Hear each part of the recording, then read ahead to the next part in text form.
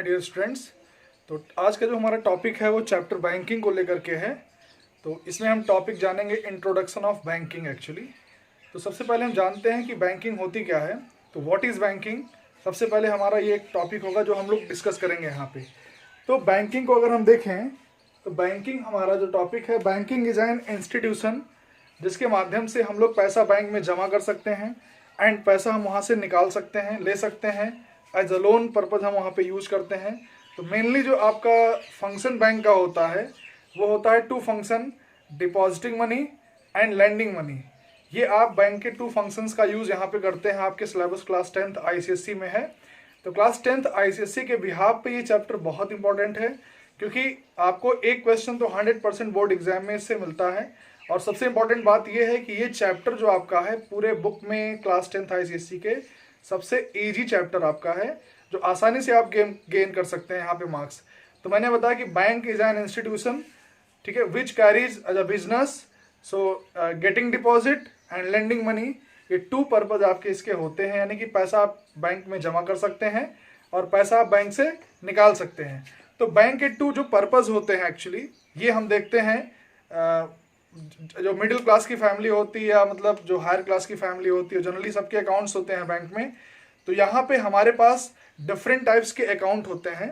जैसे कि मैं जानता हूँ, हम लोग जानते हैं कि हम लोग जनरली अकाउंट ओपन करते हैं तो हमारे पास सेविंग बैंक अकाउंट होता है एंड करंट बैंक अकाउंट होता है। और इसके बाद अगर आप देखें तो FD होता है, फिक्स्ड डिपॉजिट अकाउंट होता है। और फोर्थ जो आपके टाइप का बैंक अकाउंट है वो होता है रिकरिंग डिपॉजिट अकाउंट। तो एक्चुअली जो आपके सिलेबस में है वो रिकरिंग डिपॉजिट अकाउंट ही आपके सिलेबस में है। तो ये जो रिकरिंग डिपॉजिट अकाउंट होता है, ये जनरली अगर हम देखें हमारे क्लास 10th ICSE के लिए सिर्फ एक टाइप का अकाउंट रखा गया है। और एक खास बात आपको बता दें, इसके पहले 2 ईयर के पहले अगर हम देखें सिनारियो में जाकर के, तो वहाँ पे हमारे पास सेविंग बैंक अकाउंट पे क्वेश्चन आते थे, पासबुक से रिलेटेड क्वेश्चन आते थे। बट इस टाइम प्रेजेंट टाइम का अगर हम देखें सिनारियो, तो हमारे पास जो सिलेबस में है वो रिकरिंग डिपॉजिट अकाउंट है। अब ये होता क्या है, सबसे पहले हम थोड़ा सा बैंक के बारे में जान लेंगे। देखिए जनरली क्या होता है, सेविंग बैंक अकाउंट जो होता है, जो मैंने फर्स्ट टाइप का अकाउंट बताया आपको है, वो जो सेविंग बैंक अकाउंट होता है उस अकाउंट को आप बैंक में ओपन कर सकते हैं इजीली, उसमें कोई प्रॉब्लम नहीं होती है। मिडिल क्लास की फैमिली, लोअर क्लास की फैमिली, सबके लिए वो बैंक अकाउंट आप ओपन कर सकते हैं। तो अगर हम देखें सेविंग बैंक अकाउंट के लिए, तो आप मंथली में कभी भी पैसा निकाल सकते हैं, जमा कर सकते हैं जनरली, बट उसमें थोड़ा इंटरेस्ट वगैरह थोड़ा कम मिलता है। तो मिडिल क्लास की फैमिली जनरली क्या होती है कि मतलब जो हमारे जो अकाउंट्स होते हैं वो सेविंग बैंक अकाउंट ज़्यादा होते हैं। इसका सेकंड में बात करूंगा, ये सिलेबस में एक्चुअली है नहीं तो इसे बहुत ज़्यादा डिस्कस करने की मेरी ज़रूरत नहीं है। सेकंड आपका करंट बैंक अकाउंट होता है।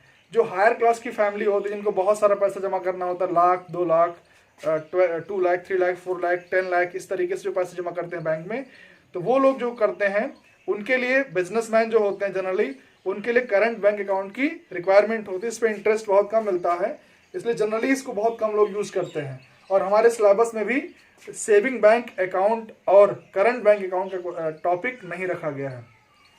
थर्ड में आपको जानूंगा यहाँ पे FD, फिक्स डिपॉजिट। ये भी जो अकाउंट आपका होता है, ये जनरली हम देखते हैं कि जैसे हम बहुत दिन के लिए पैसा जमा करते हैं, like 2 year 3 year 10 year 15 year, और हैवी अमाउंट यहाँ पे फिक्स डिपॉजिट के अंतर्गत आता है।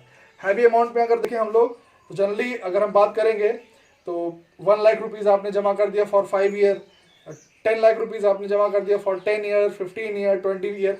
तो ऐसा क्यों करते हैं, क्योंकि हमें इस पे फिक्स डिपॉजिट करने पे एक बेहतर इंटरेस्ट मिलता है, तो जिसके माध्यम से हम FD का अकाउंट ओपन करते हैं। लॉन्ग टर्म के लिए, लॉन्ग टेन्योर के लिए हम इसका यूज़ करते हैं, और हैवी अमाउंट के लिए हम फिक्स डिपॉजिट करते हैं।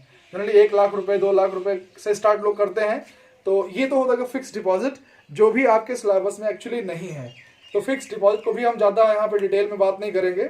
हम मेन टॉपिक आते हैं आपके लिए लेकर के, जो कि आपका है टॉपिक रिकरिंग डिपॉजिट अकाउंट। तो अगर हम देखें तो रिकरिंग डिपॉजिट अकाउंट क्या होता है।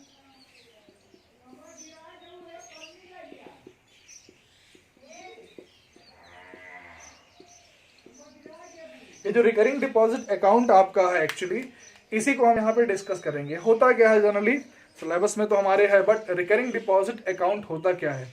रिकरिंग डिपॉजिट अकाउंट जो आपका है, इस अकाउंट को आप अच्छे समझिए क्योंकि ये सिलेबस में आपके है, इसी पे बेस्ड सारे क्वेश्चंस आपके सिलेबस में हैं। तो रिकरिंग डिपॉजिट अकाउंट जनरली क्या होता है, मिडिल क्लास की फैमिलीज को ज़्यादा यूज़ करती है, लोअर क्लास की फैमिली भी ज़्यादा यूज़ करती है। अब हायर क्लास की फैमिली जो होती है वो जनरली कम यूज़ करते हैं इसको, क्योंकि ये एवरी मंथ जो पैसा हम जमा करते हैं बैंक में, ये उसके लिए होता है, उस फैमिली के लिए होता है, उस एरिया के लिए होता है। मतलब जो लोग क्या करते हैं, अपने थोड़ी थोड़ी सेविंग करते हैं, उसके लिए रिकरिंग डिपॉजिट अकाउंट यहाँ पे डिस्कस होता है। तो यहाँ पे हम देखें जो रिकरिंग डिपॉजिट अकाउंट है, इसके माध्यम से आप जनरली क्या करते हैं, हर मंथ में पैसा जमा कर सकते हैं। जैसे आप फर्स्ट मंथ में आपने सेट कर लिया कि मैं हर महीने 100 रुपीज़ जमा करूंगा बैंक में, तो ये रिकरिंग डिपॉजिट अकाउंट के बिहाफ पे देखा जाता है। तो जैसे मंथली मान लीजिए सपोज आपने 100 रुपीज़ डिसाइड किया कि मैं 100 रुपीज़ यहाँ पे सबमिट करूंगा इन बैंक, तो 100 रुपीज़ का जो अकाउंट होगा, यानी फर्स्ट मंथ में हमने 100 रुपीज़ जमा किया, सेकंड में 100 रुपीज़ जमा किया, थर्ड में 100 रुपीज़ जमा किया, फोर्थ में 100 रुपीज़ जमा किया। इस तरीके से हर मंथ में आपने 100 रुपीज़ या 200, 300, 5 के मल्टीपल में अगर हम बात करें तो 5 का मल्टीपल का मतलब 10 रुपीज़, 20 रुपीज़, 30 रुपीज़, इसके अकॉर्डिंग भी आप पैसा जमा कर सकते हैं।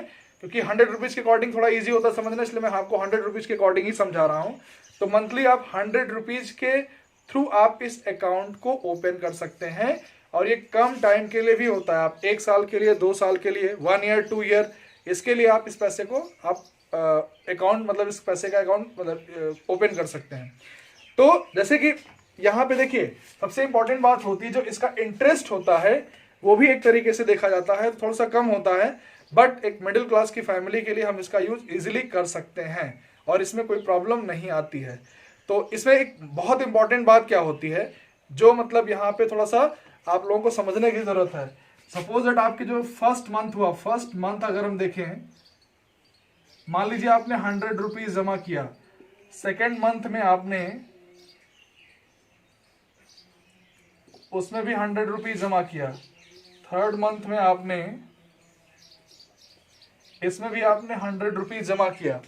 बट इंपॉर्टेंट बात क्या है, ये जो फर्स्ट मंथ में तो आपका प्रिंसिपल अमाउंट था, इसको हम प्रिंसिपल बोलते हैं, पी से डिनोट करते हैं। This is your principal amount for first month and this is your also principal amount for the second month and this is your also principal amount for the third month. ऐसे हम succeed करेंगे इसको।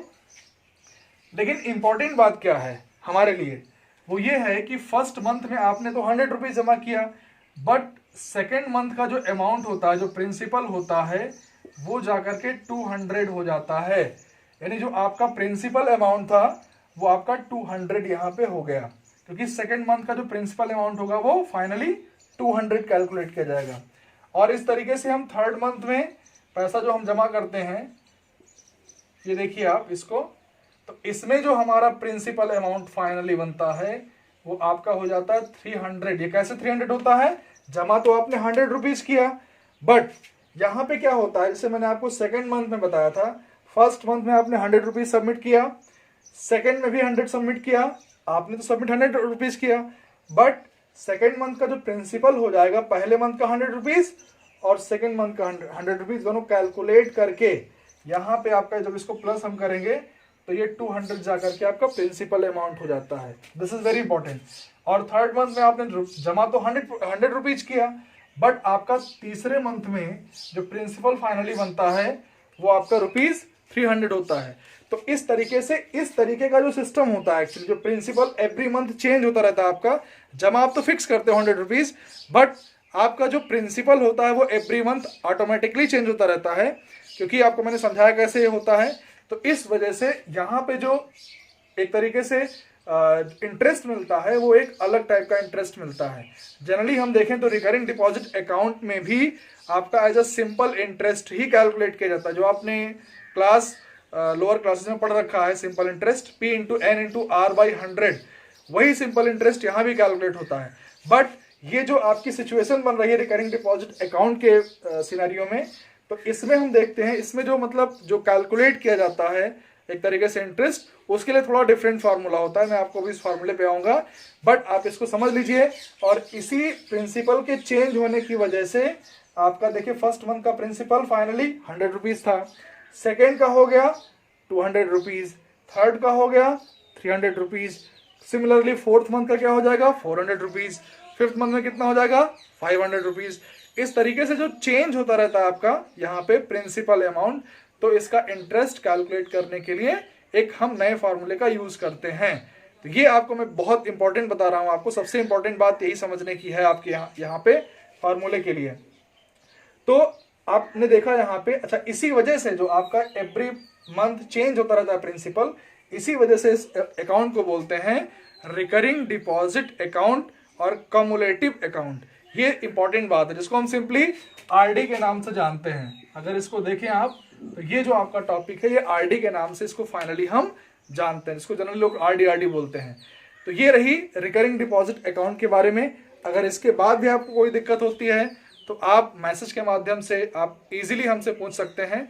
मैं आपको इसके बारे में detail में समझा दूंगा आपको। अगर आपके पास कोई क्वेरी होती है रिकरिंग डिपॉजिट अकाउंट क्या होता है, because this is very important, ये समझने के लिए बहुत इंपॉर्टेंट है। और इसके बाद हम आते हैं यहाँ पे कैलकुलेशन कैसे होती है हमारी। तो इसके लिए हम इंटरेस्ट का फार्मूला देखिए यहाँ पे, अब मैं आपको बता रहा हूँ कि ये तो रही इंफॉर्मेशन के लिए बात, जैसा कि मैंने आपको बताया यहाँ पे हम इन चीज़ों को समझ लेंगे अच्छे से। लेकिन जो फॉर्मूला कैलकुलेट किया जाता है, जो इंटरेस्ट, बहुत इंपॉर्टेंट टॉपिक है, और मैच्योरिटी वैल्यू, ये 2 टॉपिक हम आपको डिस्कस करेंगे जिसके माध्यम से आप एवरी क्वेश्चंस को इजीली सॉल्व कर सकते हैं। तो होता क्या है, अगर हम देखें यहाँ से, देखिए इंटरेस्ट का जो फॉर्मूला यूज किया जाता है वो आपका होता है P into n plus 1 by 2 into 12 into R by 100। ये जो फॉर्मूला है यही इंटरेस्ट का फॉर्मूला है जो यहाँ पे इस चैप्टर में इजीली डिस्कस किया जाता है, और इस फॉर्मूले को हम बोलते हैं सिंपल इंटरेस्ट।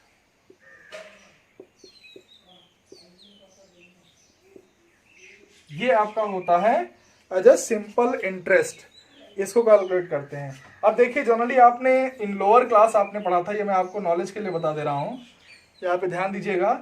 आपने जो सिंपल इंटरेस्ट का फॉर्मूला पढ़ा है वो है P into N into R by 100। But यहाँ पे ये जो n है आपका, यही यहाँ पे इंपॉर्टेंट है। ये n जो है वो इस तरीके से कैलकुलेट किया जाता है। अब आपको पता होगा अच्छे से कि P जो होता है ये हमारा होता है प्रिंसिपल, ओके। एंड अगर हम देखें n जो होता है, जो सबसे इंपॉर्टेंट है, number of months in year, number of months in year, ये बहुत इंपॉर्टेंट है। सबसे इंपॉर्टेंट टॉपिक आपका इस चैप्टर में यही है n। वो क्या चीज होती है, ये number of months in year होता है। अब यहीं पे हम आपको इसको समझा देते हैं। जैसे सपोज दैट क्वेश्चन में क्या होता है, 2 ईयर 3 ईयर 4 ईयर 5 ईयर इस तरीके से गिवन होता है। तो 2 ईयर 3 ईयर जो आपका गिवन होता है, इसके लिए आप क्या करेंगे, if 2 year is given, if 2 year is given, then n की वैल्यू क्या होगी बेटा, यहां पे 2 इंटू 12 करेंगे और ये आपका 24 मंथ कैलकुलेट किया जाएगा। This is very important. तो if 2 year is given in the question, then number of month will be 24। If 3 years is given in the question, then month, यहां पे देखेंगे n की वैल्यू क्या होगी, अगर 3 ईयर गिवन होगा तो 2 into 3 into 12 it will be 36।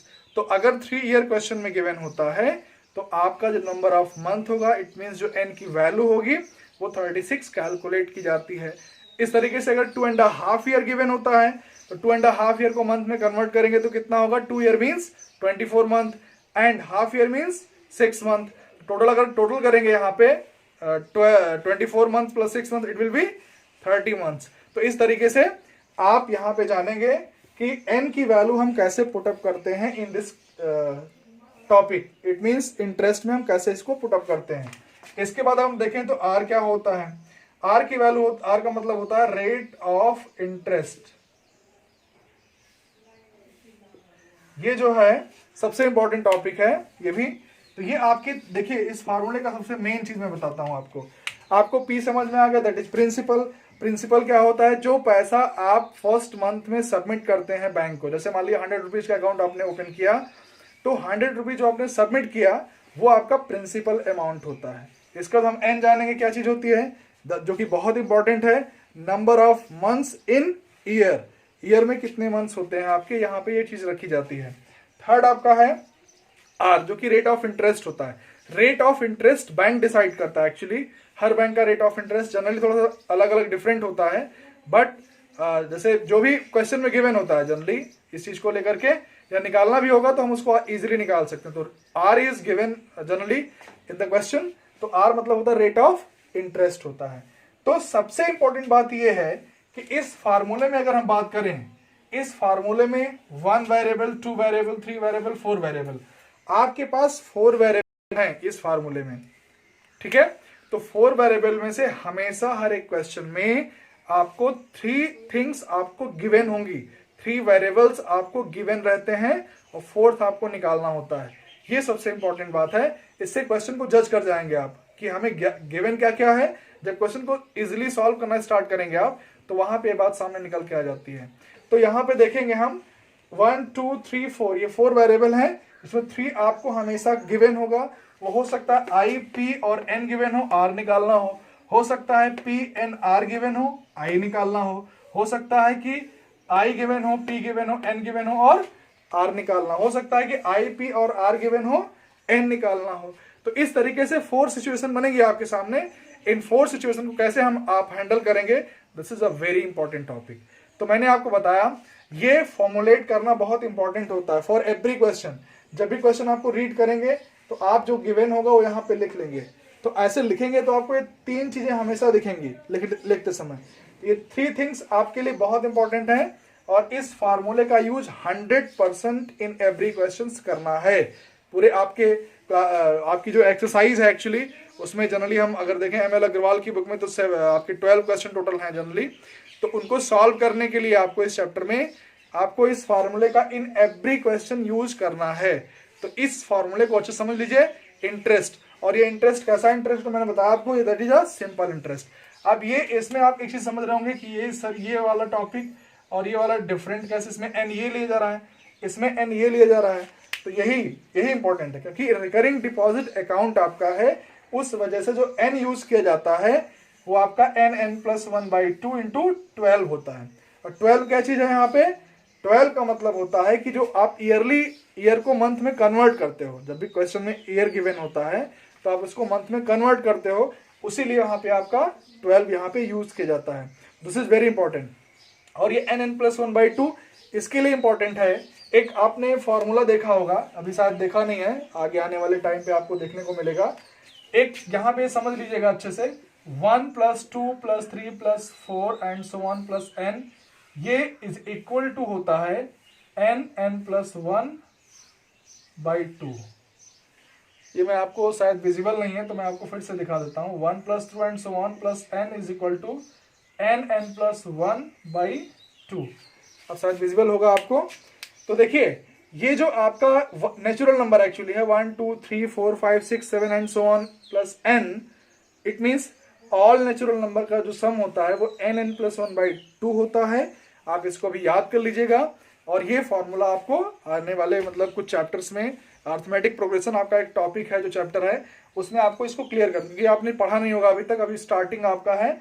तो इसको अभी लर्न करिए आप ऐसे 1 + 2 + 3, मतलब first month, second month, third month, fourth month, ये बेसिकली इसका मतलब है। और nth मंथ तक आप इसको इस फार्मूले से कैलकुलेट करते हैं n+1/2।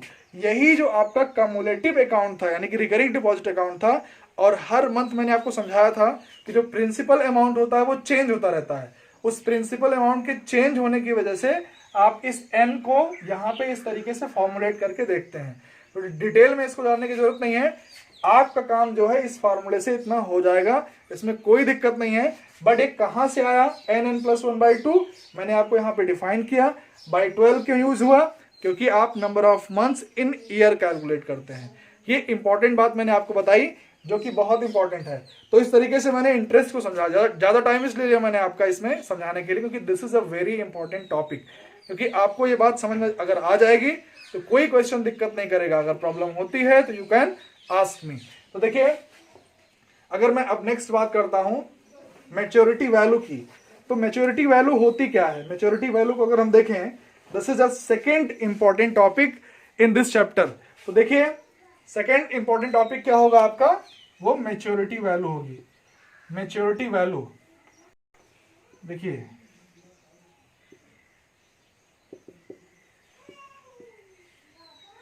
जिसको हम जनरली एमबी से डिनोट करते हैं। तो एमबी होता क्या है? ये होता है principal into number of month plus interest. कैसा इंटरेस्ट है? सिंपल इंटरेस्ट है।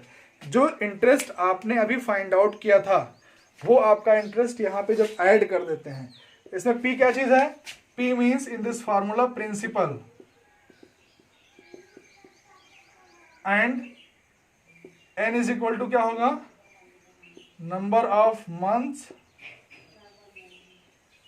इन ईयर। और आई क्या चीज होगी? That is your interest. जैसा कि आपको मैंने बताया, इंटरेस्ट जो होता है वो सिंपल इंटरेस्ट होता है, क्योंकि इंटरेस्ट कई सारे टाइप्स के होते हैं। सिंपल इंटरेस्ट, कंपाउंड इंटरेस्ट, बहुत सारे इंटरेस्ट होते हैं, बट यहाँ पे आपका जो इंटरेस्ट यूज किया जाता है वो क्या है? Simple interest. अब बात करते हैं, आपने फॉर्मूला देख लिया मैच्योरिटी वैल्यू का। होता क्या है मैच्योरिटी वैल्यू? देखिए, this is a very important also. तो मैच्योरिटी वैल्यू का मतलब होता है कि जब आपने कम्युलेटिव अकाउंट ओपन किया फॉर 1 ईयर और 2 ईयर और 3 ईयर, तो मैं 1 साल की मैं बात करता हूं। जैसे कि मान लीजिए आपने 1 साल के लिए अकाउंट ओपन किया और आपने सपोज 100 रुपीज सबमिट देना स्टार्ट किया, ठीक है? तो अब देखिए, जैसे मान लीजिए आपने फर्स्ट मंथ में 100 रुपीज ये दिया, सेकेंड में भी 100 दिया, थर्ड में भी 100 रुपीज दिया, फोर्थ में भी 100 रुपीज दिया, फिफ्थ में भी 100 रुपीज दिया। इस तरीके से चलता रहा और 10th मंथ में भी आपने 100 रुपीज दिया। मान लीजिए आपने उस अकाउंट को 10 मंथ्स के लिए ओपन किया है। सपोज दैट 10 मंथ के लिए, जनरली लोग 1 ईयर 2 ईयर 3 ईयर आपका यूज करते हैं, बट थोड़ा समझने के लिए मैं इसको 10 मंथ मानता हूं, क्योंकि लिमिटेशन होती नहीं है, तो आप कितने दिन के लिए भी इसको ओपन कर सकते हो। तो आप सपोज दैट यहाँ पे मैंने कहा कि 100 रुपीज इस तरीके से 10 मंथ तक लिया, तो कितना अमाउंट आपने टोटल सबमिट कर दिया? 1000। इसीलिए यहाँ पे 100 रुपीज को नंबर ऑफ मंथ्स 10 से मल्टीप्लाई करोगे तो कितना हो जाएगा? 1000। अब इस अमाउंट पे कुछ इंटरेस्ट भी आपको मिलेगा, वो बैंक डिसाइड करती है। मान लीजिए इस अमाउंट का, इस 1000 का 10% हमने इंटरेस्ट दिया, सपोज दैट, तो कितना हो जाएगा ये? अगर हम इसको कैलकुलेट करें तो 100 इंटू 10/100, क्योंकि आप परसेंट को हटाएंगे तो 10 बाई, यहाँ पे 1/100 अप्लाई करेंगे। देखिए 0 कट गया, तो इस 100 रुपीज का जो, सॉरी यहाँ 1000 का मुझे निकालना था एक्चुअली, तो 1000 का जो आपका यहाँ पे, एक सेकेंड फिर से देख लीजिए इसको, थोड़ा यहाँ पे दिख नहीं रहा था अच्छे से। तो एक 1000 का अगर मैं 10% निकालता हूं तो 1000 इंटू 10/100, एक जीरो ये कट गया, एक जीरो ये कट गया, एक जीरो और एक जीरो यो, तो कितना आ गया? 100 रुपीज। तो इस 1000 का अगर आपने 10% निकाला तो कितना निकल के आया? 100 रुपीज। तो ये जो 100 रुपीज था आपका, ये आपको एज अ इंटरेस्ट मिलेगा अगर 10% का रेट ऑफ इंटरेस्ट गिवन है। तो ये जो 100 रुपीज था आपका, ये इंटरेस्ट कैलकुलेट किया जाएगा। तो जब आप आपका अकाउंट बंद करेंगे आप, या मान लीजिए आप पैसा निकालना चाहते हैं आफ्टर 10 मंथ, तो आप अगर बैंक ने डिसाइड किया कि 10% आपका इंटरेस्ट मिलेगा, तो उस टाइम पे क्या होगा कि आपको 100 रुपीज इसमें ऐड करके मिलेगा। तो जब 100 रुपीज ऐड करेगा तो इसकी मेच्योरिटी वैल्यू क्या होगी आपकी? मेच्योरिटी वैल्यू मतलब 1000 रुपये आपने सबमिट किया था टोटल 10 मंथ में 100 रुपीज के माध्यम से, और ये 100 रुपीज आपको इंटरेस्ट मिला उस पर।